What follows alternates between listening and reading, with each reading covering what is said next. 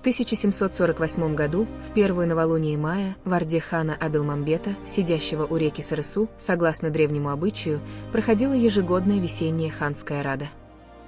В то время казахи с девизом «Алаш» были поделены на три части. Земля старшего жуза осталась под властью джунгар, большинство племен младшего жуза следовали за ханом Абилхаиром, который подчинялся русским, и в домене Абилмамбета в основном остался только средний жуз. Тем не менее, 30 лет назад народ уважал дух великого казахского хана Астауке, и они все еще считали шатер его внука Великой Ордой.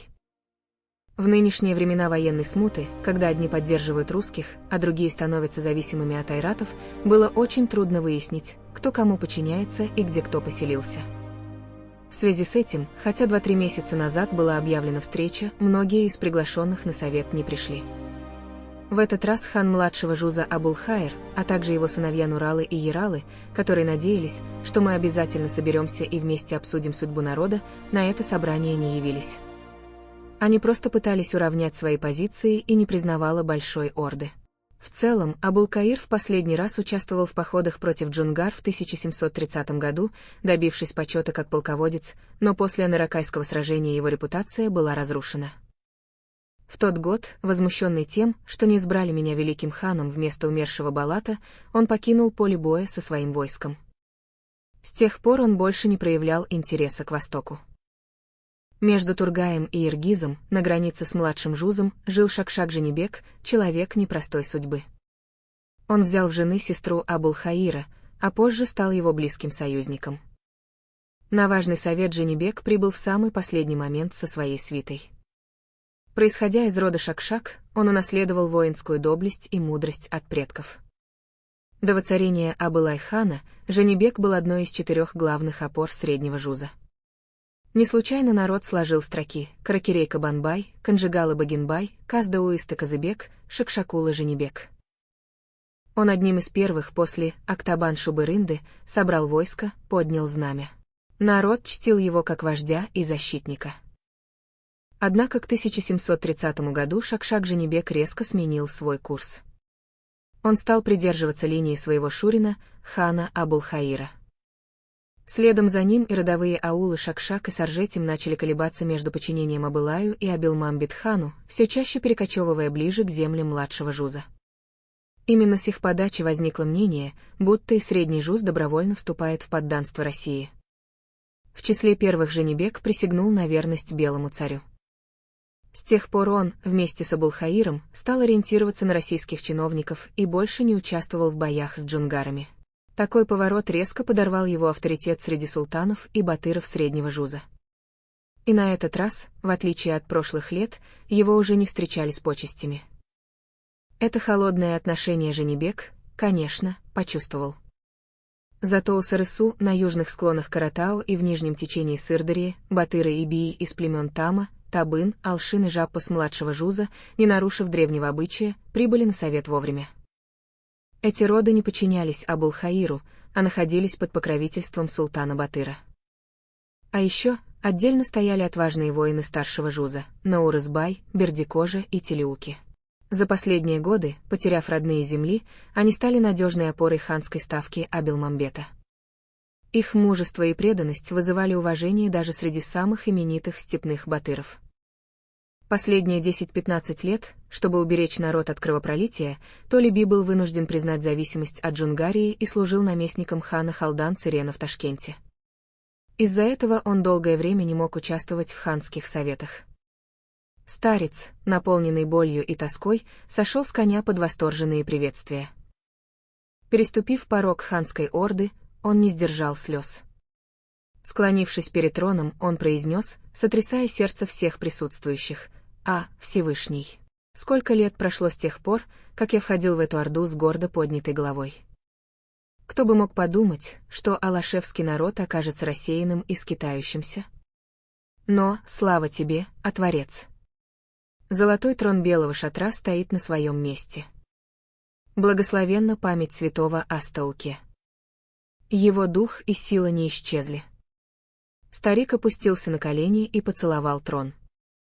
Даже самые закаленные батырлар, привыкшие к суровости и боли, не смогли сдержать слез. Когда все расположились, и в стане воцарилась тишина, слово взял хан Абелмамбет. Он озвучил основные вопросы, которые предстояло обсудить на совете: переселение, пастбища и зимовки. Затем, затянувшиеся споры между родами из-за земель и тяжбы, связанные с судьбами вдов и сирот. Но самым важным, волнующим и старших, и младших, без сомнения, был один вопрос — отношения между казахским ханством и жунгарами. Да, после мирного соглашения 1743 года крупного кровопролития между двумя народами не происходило. Этот вынужденный договор, заключенный для освобождения Абылая из плена и для сдерживания непрекращающихся походов жунгаров, оказался неравным, почти все условия были продиктованы в пользу Жунгарии. Однако даже это хрупкое затишье оказалось спасительным для истощенного войнами казахского народа. За последние 5 лет страна начала оправляться, народ поднялся с колен, молодежь заняла место погибших воинов, стада, опустевшие во время набегов, снова умножились и не помещались на пастбищах. Одним словом, равновесие между казахами и калмыками вновь стало меняться. Но судьба не щадит даже тех, кто носит корону. 3 года назад скончался последний великий хан айратов, Халдан Цирен, посвятивший жизнь завоеванию казахских степей. С его смертью, как говорят знающие люди, удача отвернулась от джунгарского трона. Едва хан испустил дух, среди 4 айратских улусов вспыхнула борьба за власть. Хоть у Халдан Цирена было много дочерей от жен и наложниц, сыновей было всего 3: 19-летний старший Лама Даржи, 13-летний Цыван Даржи и 7-летний младший Цыван Даши. Кроме них, на трон претендовали и другие: Дабаши, внук прославленного Найона Цирен Дандуба, и 23-летний Амурсана, племянник Халдан Цирена по сестре.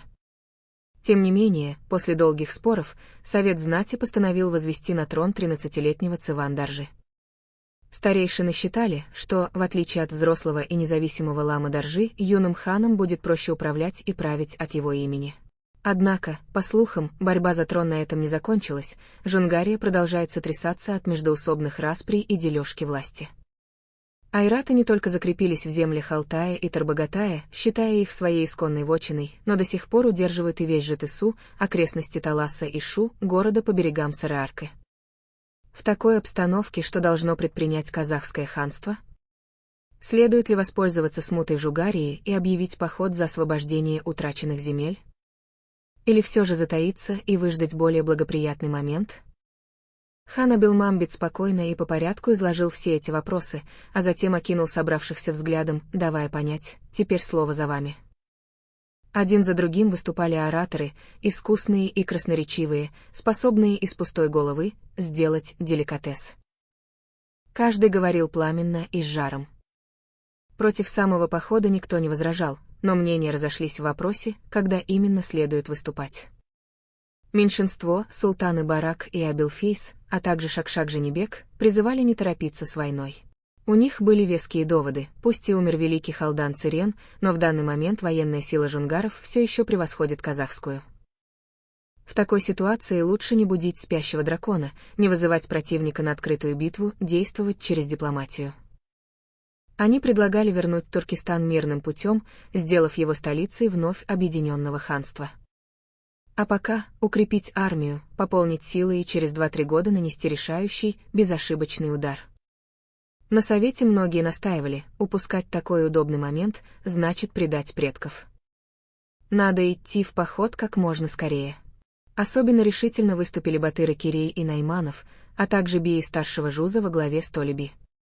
Для них это был не просто спор, их родные земли, их народ все еще оставались под гнетом жунгаров. Они платили дань врагу, терпели унижение. Их слова были полны боли и надежды. Но всех затмил Толеби, седой, 85-летний старец, чей голос до сих пор звучал как набат. Когда Толеби?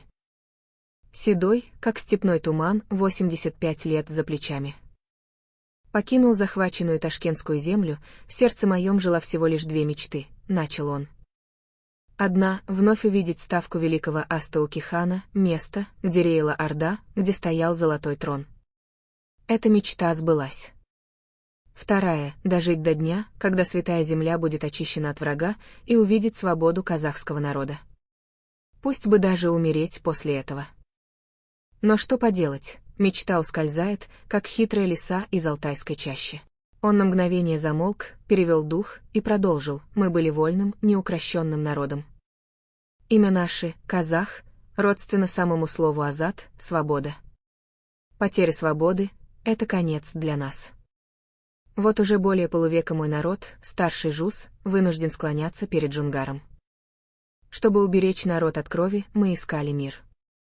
А что было делать? Вчера я сидел в Туркестане. Сегодня я, Толеби, на пороге Ташкента. И все ради наших детей. Но если таков мой удел, что говорить о других?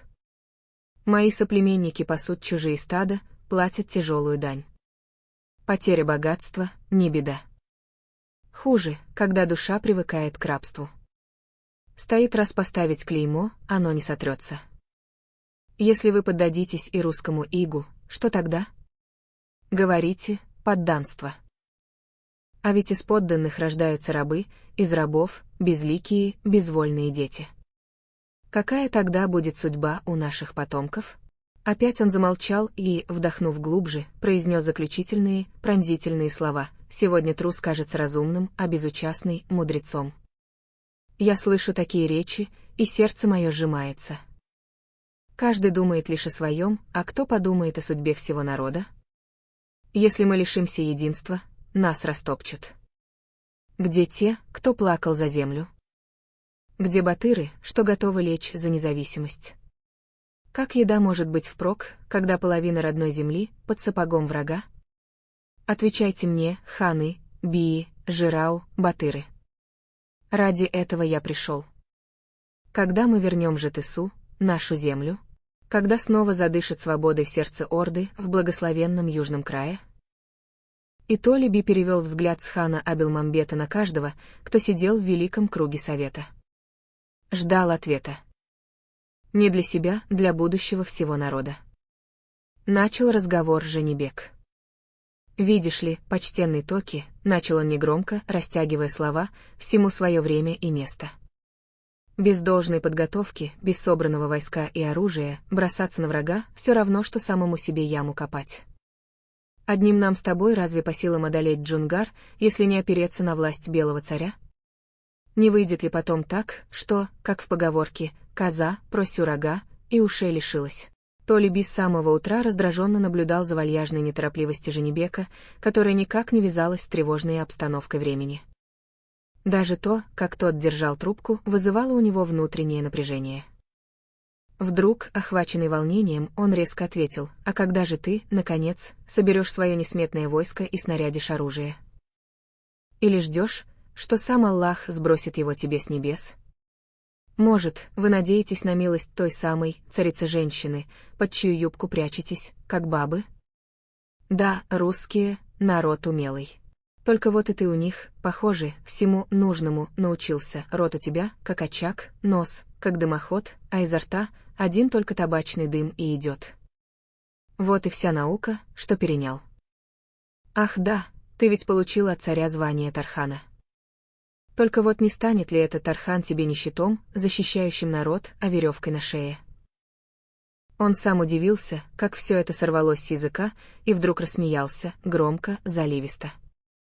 Его смех поддержали старшие, а молодежь, не осмелившись вмешаться, опустила глаза. Громче всех засмеялся Кабанбай-Батыр, слова Толеби явно пришлись ему по душе. Лишь немного позже, осознав, что, быть может, слишком резко поддел старшего Женебека, он едва удержал себя от продолжения. А по взглядам товарищей понял, его очередь вступить в разговор уже настала. В такие моменты Кабанбай-Батыр не только сражался с врагом, но и, если нужно, вступал в словесный спор. Он поднял правую руку с кнутом и подал знак Абилмамбету. «Говори, Кабанбай-Батыр. Какие у тебя мысли, выскажи их народу», — сказал хан, обернувшись к нему. Внимание всех обратилось к Батыру. «Что я могу сказать, хан Ием?» После слов Толеби и добавлять нечего.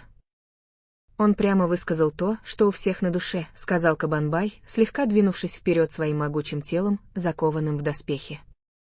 «Разве плох мир, если скот у тебя в достатке и душа спокойна? Но можно ли спокойно спать и смеяться от души, когда половина родной земли находится под властью врага? В народе нашем нет никого, кто родился бы с жаждой войны. Но и у меня есть заветная мечта при жизни освободить землю предков, где похоронен мой отец. Бог свидетель, в тот день, когда эта мечта сбудется, я сломаю свое копье пополам и выброшу его. Для казаха нет ничего дороже земли. Наши святые предки говорили, если враг просит у тебя коня, отдай, ведь пока жив Камбар-Ата, скакун еще родится. Просит жену, не скупись, ведь пока жив народ, найдется и новая красавица. Но никогда не отдавай врагу ни пяди земли. Потому что народ может вырасти, а мать-земля никогда не станет больше. Неужели мы забыли это завещание? Сегодня дети айратов, родившиеся на казахской земле, уже перешагнули 20-летие и способны держать копье. Кто даст гарантию, что завтра они не скажут «эта земля наша»? Поэтому, братья, нельзя больше откладывать выступление. У казахов всегда хватало вялости и промедлений. Если и дальше будем сидеть без дела, боюсь, что мечи затупятся, доспехи проржавеют, а Батыр станет пастухом. Мы, казахи, когда приходит враг, становимся одним кулаком. А как только угроза исчезает, сразу начинаем ссориться. Сейчас из-за нехватки пастбищ и стоянок мы дошли до того, что грызем друг другу горло. Вчерашние герои сегодня в погоне за землей и женщиной. Так что же делать, Кабанбай-Батыр? Как избавиться от нехватки земли? Перебил его Абылай, с трудом сдерживаясь. Не знаю, какие у кого планы, ханием. А я сам этим летом думаю переселить часть найманских аулов на восток. Эти слова заставили всех в Орде насторожиться. Со всех сторон послышались возгласы: как это, переселиться? Ты что, один пойдешь прямо в стан врага? Может, Кабикен уже договорился с джунгарскими наёнами и решил насовсем уйти на восток? Кабанбай усмехнулся: знаете ведь, что по калмыкам скучающих нет. И без гадания ясно, они меня не ждут. Думаю, за последние годы у них и смелости поубавилось заходить глубоко в казахскую степь. Западные отроги Баркытбела в последнее время почти пустуют. В этом году мы, Каракерей, Тортуэл и Матай, хотим занять те земли. Если калмыки испугаются, сами уступят, если взбесятся, покажут, где готовы сражаться. А если враг внезапно нападет на казахский аул? Строго посмотрел на него Абельмамбет. Не зальет ли тогда кровь землю, Дарабос? Что поделаешь, ханием. Со знакомым врагом и воевать легче. Калмыков мы не впервые видим. Надо подойти ближе, нащупать, как они дышат. Если ситуация обострится, скажешь, что это был самоуправный порыв наивного Батыра, не посоветовавшегося с ханом, рассмеялся Кабанбай. Эту мысль поддержал и главный батыр Абак-Киреев, Женибек, страдающий от нехватки пастбищ. Ханием. С горячим лицом, наклонившись вперед, сказал он. В словах Дарабоза много правды. Лучше уж умереть, сражаясь с врагом за землю, чем в тесноте ссориться с родичами. Если Господь позволит, то и мы в этом году покинем родной Баканас и хотя бы доберемся до холмов Калбы. На этих словах Абелмамбет и Абылай не одобрили, не возразили. Только сидящий рядом с Абылаем Бухар-Жирау, всегда позволявший себе говорить свободно в ханской орде, воскликнул: «Правильно. Да зальет ваш путь светом два моих сокола. Даже если не получится далеко прогнать врага, одно только ваше движение вперед, ваша решимость покажут им, здесь больше не получится сидеть спокойно. Как у воды есть источник, так и у земли есть хозяин. Пусть и они это почувствуют». Кабанбай кивнул: «Пусть сбудется ваше слово, Жирау. А ты что скажешь, Барак-Султан? Ведь ты же глава этих улусов», — внезапно обратился Абелмамбет к Бараку. На самом деле, Кабанбай давно внимательно следил за Бараком.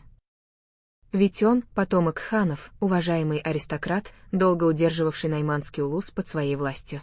Происходил из рода Шигай-хана, прямой потомок Ондана и Кошек-султана. Иногда он даже ханам не уступал. Но мужеству и храбрости Барака нельзя было отказать, и за это Кабанбай его уважал. Все ждали, какую сторону примет барак. Он оглядел всех, задержав взгляд на Кабанбая. Пусть мы и не гоним калмыков с корнем, но продвинуться немного на восток, показать силу и встать рядом плечом к плечу не будет ошибкой, сказал он. Несмотря на возраст за 50, волосы и борода у него были черны, а осанка прямая. В крайнем случае, случится мелкая стычка. Это даже пойдет на пользу, перед большой войной проверим силы, расправим плечи. Если хотим, чтобы Орда не пострадала, обратился он к Абилмамбету с легким поклоном, стоит заранее предупредить Айратскую Орду, что из-за нехватки земли некоторые рода могут временно приблизиться к их границам. Ты тоже переселишься на восток, Барак-Султан? Спросил Абылай с испытующим взглядом. Нет. Я пока останусь с другими родами найманов в Улытау. Если все сразу уйдем, враг насторожится. Лучше оставим один выход открытым, как бы запасной путь. Так стало ясно, Барак пока не хочет начинать открытую войну с джунгарами. И в очередной раз в дело должен идти старый меч, Кабанбай. Чужими руками жар загребать — старая ханская привычка. Абилмамбет. Бгинбай-Батыр, почему ты молчишь? Сейчас твоя очередь говорить. Обратились к нему. «Ханьем, зачем ты хочешь заставить меня говорить?» — коротко ответил он. «Лучше вместо слов дай мне в руки мое черное боевое копье и пошли в бой. Твой приказ для меня — закон. Скажи, в путь, хоть сейчас готов. Под твоим знаменем я выступлю с целым туменом воинов. Вот это слово. Пусть будет тебе победа, Багинбай-Батыр». С радостью поддержал его Абилмамбет. Абулмамбет и на этот раз не назвал Аблая по имени, не указал прямо. Но его вежливый, внимательный взгляд ясно давал понять, ведь по праву престол твой. Что скажешь народу? Все взгляды обратились к Аблаю, сидевшему по правую руку от великого хана. Ему исполнилось только 37, стройный, жилистый, высокий. На нем был красный камчатный халат, расшитый жемчугом, и такой же колпак. Его глаза, словно стрелы, были устремлены в одну точку, не отрываясь, не мигая. В этих глазах была его сила. Под таким взглядом мало кто мог устоять. А лицо сдержанное, мужественное. Светлая кожа, аккуратные усы и борода, между бровей две глубокие морщины, навсегда оставшиеся на лице. Красота и строгость в одном облике. Не торопясь, он прочистил горло и оглядел сидящих в орде. Благородный хан. Уважаемые султаны, бии, могучие батыры, чье имя внушает страх врагу. Начал он после короткой паузы. Народ замер. Все взгляды устремились на Абылай-хана, высокого, сдержанного, решительного. «Враги нас губят не снаружи, а изнутри», — сказал он. «Беда наша, разобщенность, отсутствие единства. Жунгары нас побеждают не храбростью, а дисциплиной. У них — армия. У нас — пастухи с саблями.